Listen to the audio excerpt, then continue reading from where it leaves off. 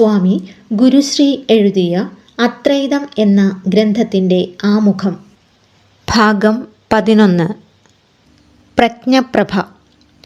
മനുഷ്യ മസ്തിഷ്കത്തിൽ പ്രഭാവം കൊള്ളുന്ന ചൈതന്യ പ്രതിസ്ഫുരണങ്ങളുടെ പ്രഭവ കേന്ദ്രമാണ് പ്രജ്ഞപ്രഭ. എന്നാൽ അത് മസ്തിഷ്കസ്പർശിയായ യാതൊന്നുമല്ലെന്നറിയണം. അത് ഘടികാരഘടനയിൽ ചലിക്കുന്ന ചിന്താധാരയുമല്ല.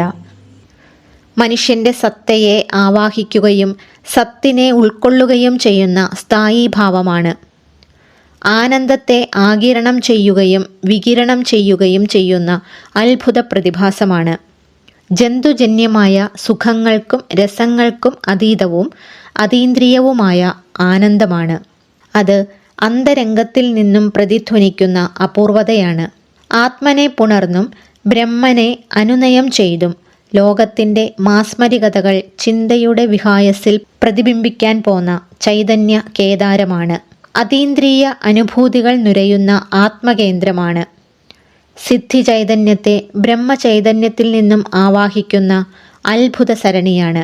മറ്റ് പ്രജ്ഞപ്രഭകളുമായി ആശയവിന്യാസങ്ങളും ആഗ്രഹവ്യാപനങ്ങളും ആശ്ലേഷണങ്ങളും പുലർത്തുന്ന അപൂർവവും അപരിമേയവുമായ മാസ്മരിക ശക്തിയാണ്. മനുഷ്യർക്ക് ലഭിക്കുന്ന ഈശ്വര അനുഭവങ്ങളുടെ കേന്ദ്രബോധമാണ്. ശുദ്ധബോധത്തിൻ്റെ പ്രണേതാവും പ്രണോദവും പ്രഭാവ പ്രതിസ്ഫുരണ തന്തുവുമാണ്.